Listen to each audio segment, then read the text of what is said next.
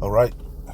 First and foremost, I want to start off by saying, Brakatha Yahweh, Brakatha Yahweh Shai, Brakatha Yahweh, Brakatha Yahweh Shai, Brakatha Yahweh, Brakatha Yahweh Shai, Call Halal Yahweh, Ba'ashem Yahweh Shai, Ba'ashem Rakah Kwadash.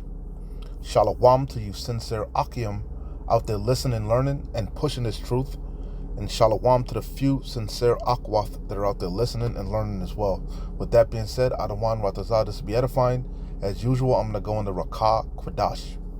And I wasn't going to do another video, but I went down the the rabbit hole of the MGTOW, the red pill community, and man, I don't have TikTok. I don't really like TikTok. The only social media I usually mess with is primarily YouTube and Bookface, stuff like that. But apparently there's a plethora of women just losing it on TikTok, man, complaining about their conditions, but I'm pretty sure you know already. But I'm gonna leave the link for this video in particular because it compelled me to do this lesson. So it's entitled "So Many Women Down Here." I think he's in El Paso, Texas, I believe he said. So many women down here are realizing they are on their own. MGTOW Red Pill. And again, I'll leave this link in the description, and I'll let you hear straight from the horse's mouth what happened. But to quickly paraphrase it, he's married, and I guess his next door neighbor, was coming up to him, and she's going through a divorce, and she was basically just giving him a sob story, complaining. She's going through a divorce. She just lost her job. She doesn't know what she's gonna do, how she's gonna pay a mortgage. Woe is me, and he didn't want to hear none of it. That's pretty much what his video is about. He said he don't care about these women. Only women he cares about is his wife and his mother-in-law. But that's prophecy. The love of many is gonna wax cold. But yeah, these women are in for a rude awakening. Not the women alone, but all of yous that trust in oppression, that trust in this world. You're in for a brutal awakening, man. It's about to be a cold dog-eat-dog world, man. All right. So again, I'll leave this link in the description, but it calls me to two scriptures were in my mind, screaming in my mind. Of course, Isaiah 32, that's the main scripture. Rise up, you women that are at ease. Hear my voice, ye careless daughters. Give ear unto my speech. I'm going to go back into it. Many years you shall be visited. I'm going to go back into it. And it's a particular word in the blue letter that I wanted to go into. Isaiah 32 and 9, smug, right? So I'm going to come back to that. But look at what it's titled in the blue letter, the glorious future. I just, man, brought a smile to my heart. Yeah, these are beautiful times. Yapa times for the hopeful elect, man. Horrific times for everyone else. Primarily you women. You women are in for a very rude awakening. All of you that believed in feminism, you were INDPENT. You are an independent woman. You don't need no man. You could do bad all by yourself as a boss lady. Man, beautiful times. In for a brutal, rude awakening. Hot girl summer is over, and as Kevin Samuels, is so famous for saying, winter's coming. Hot girl summer is over, and winter's coming. The chickens are coming home to roost, and these men don't want nothing to do with you, man. These men are waking up. They're hip to you. They're staying as far as hey, man. Ooh, they won't touch you with a 12-foot pole. This is 1 Timothy 5 and 6. But she that liveth in pleasure is dead while she liveth. And that's all these women have been doing for so many years. Living high off the hog, abusing men. He was even going into it how, all these women have had at least minimum 3 men in their faces that would have bent over backwards and did anything for them. And they used them and abused them, discarded them. They were chasing Pookie and Ray Ray and Chad, riding as They like as they say in the MGTOW community, the CC, the cock carousel. Monkey Poland, monkey, whatever the hell you call it. Going from man to man, ruining men's lives, and hey, the chickens are coming home to roost. The ends are meeting. Hey, man, beautiful times, man. Beautiful times. Beautiful to behold. But again, two scriptures was in my, real quick, two scriptures, of course, again, 1 Timothy 5 and 6, but she that liveth in pleasure is dead while she liveth. A lot of these women could care less about the future, man. They were living for today, living for the moment, destroying their credit to go on vacation, to do this, just for the thrill of the moment, man. Not considering their latter end, But hey, as they say in the MGTOW community, the wall is undefeated. You can't Father Time is undefeated. Moreover, these prophecies are undefeated.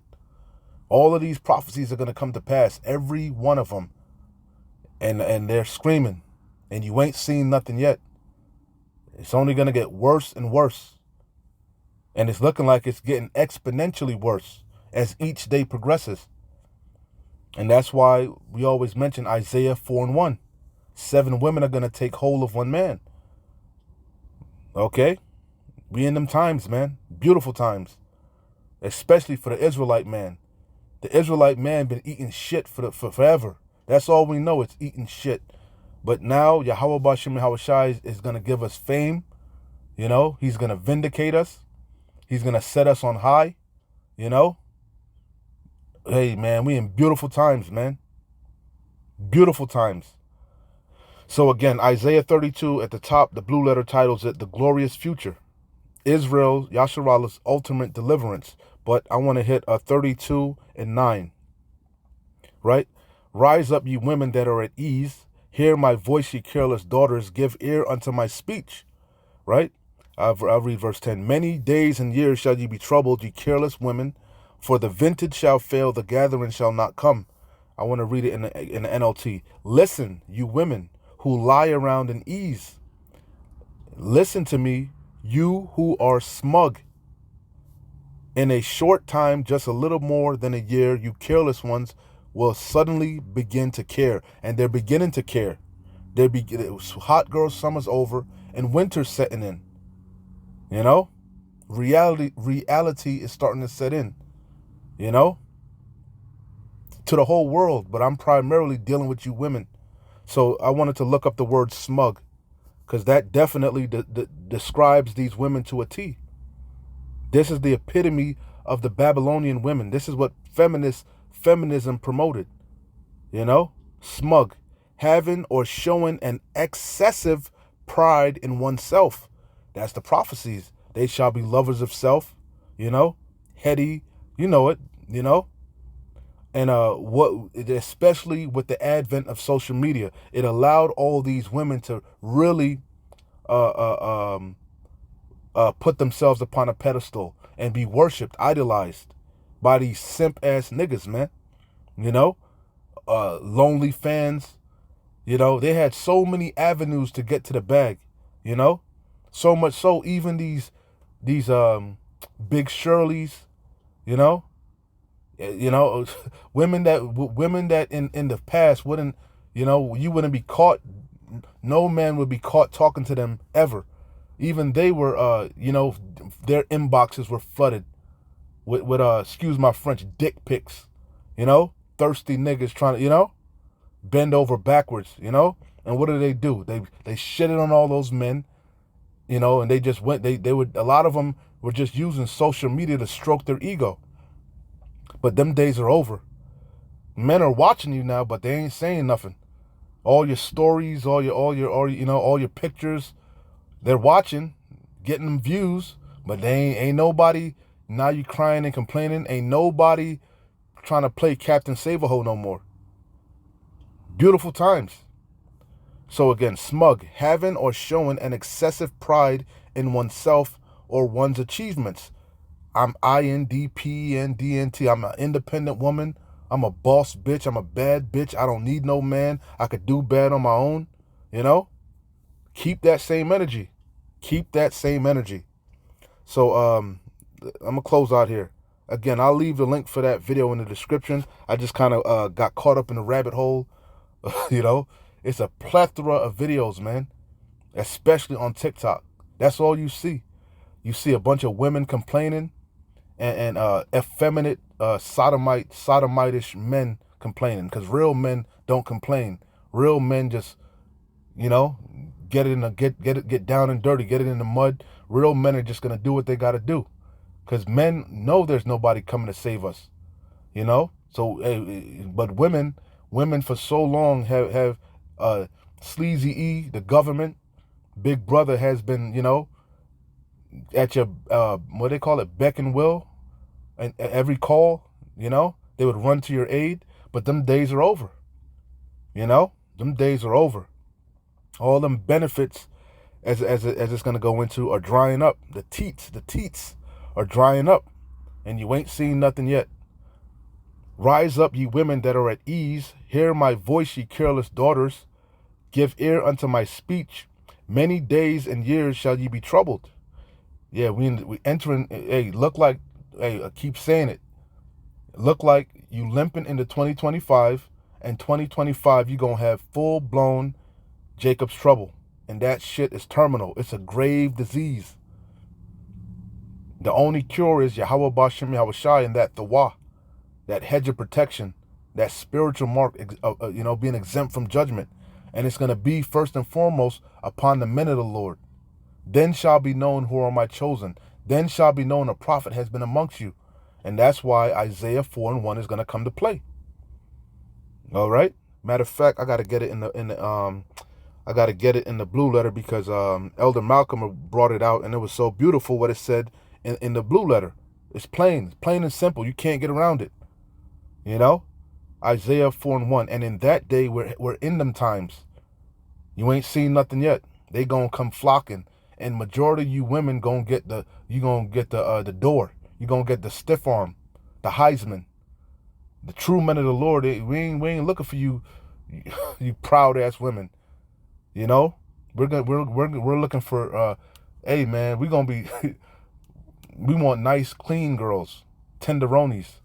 We don't want no woman that got high mileage. If you understand what I'm saying, you know, coming with all that baggage, you know. Beautiful times, man. About time the Israelite man, you know, got some goddamn respect. But first and foremost, Yahweh Ba'ashem Yahweh Shai is gonna get his respect first, and then the men, on down. Isaiah 4:1, and you're gonna have to come correct. You're gonna have to come correct. You're gonna have to check that ego. You're gonna have to check that ego, that pride. All that shit gonna be left at the door. Isaiah 4:1, and in that day, 7 women, and 7 just means a complete number. Oh, you don't want to. You ain't with the black Hebrew Israelism, because they believe in polygamy. You know. Oh, we gonna see in that day.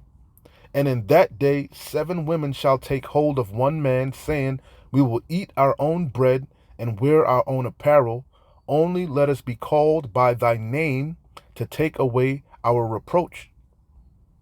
And in the NLT is plain. Don't even need to. If the NLT breaks it down for itself. In that day, so few men will be left. It tells you that in 2nd Ezra. And the bridegroom shall mourn. The young maids shall mourn, having no grooms, because they're gonna die in the wars. A lot of these men are gonna get drafted to the third world's war. The third woe is coming quickly. As you can see, the war drums are beating louder than ever. A lot of these men are gonna go to the valley of Hawashaphat, Western Asia, the Middle East, and die in this war. A lot of these men, these simp ass men, the few simps that are left, they're gonna call themselves, you know, taking up for these women, going out there trying to find resources, food, and they're gonna die. They're gonna be met by doomsday wolves, marauders. Because just like you have doomsday preppers, you got doomsday wolves. Look that word up. Look that up. You know, You're going to die in the race wars. The few simp-ass men. You're going to die in the race wars, the class wars. Beautiful times. Only men that are going to be left on the shores of America primarily are going to be the elect men of Yasharallah. And it's going to be evident. It's going to be obvious who those men are in that time. It's going to be obvious who Yahweh Bashim Hawashai is with. Because what? We're going to have everything in abundance in them times. We're going to be of high spirit in a good case. Out of one Watazah, we be of that number. And they going to come flocking. They going to come bending knee. Begging for mercy. To what? Only so that they can be covered. To take away that shame and reproach. In that day, so few men will be left that 7 women will fight for each man, saying, let us all marry you. We will provide our own clothing. It's like we will provide our own food and clothing. Only let us take your name so we won't be mocked as old maids. Because it goes back to Genesis. The woman shall be saved in childbearing. Okay? So, hey, beautiful times. So going back to Isaiah 32 and 9. That's 32, right? Isaiah 32 and 9. Rise up, ye women that are at ease. Hear my voice, ye careless daughters. Give ear unto my speech. Many days and years shall ye be troubled, ye careless women. For the vintage shall fail, the gathering shall not come. All your benefits. It's happening now. There are a lot of these women, single moms, they're going to the government for assistance, and they're being denied. They're having to do gig jobs, Uber eating, door dashing. It's beautiful. Tremble, ye women that are at ease. Be troubled, ye careless ones. Strip you and make you bare, and gird sackcloth upon your loins. They shall lament for the teats, for the pleasant fields, for the fruitful vine. That's what times we're heading into. Beautiful times for the remnant, the elect, especially the Israelite man. All we got to do is hold on and keep pushing. We're close. Victory is nigh. You can taste it. These people are through. They're at their wits' end and they're about to lose it. Shalom. Wa abad babal. Kwam Yasharallah.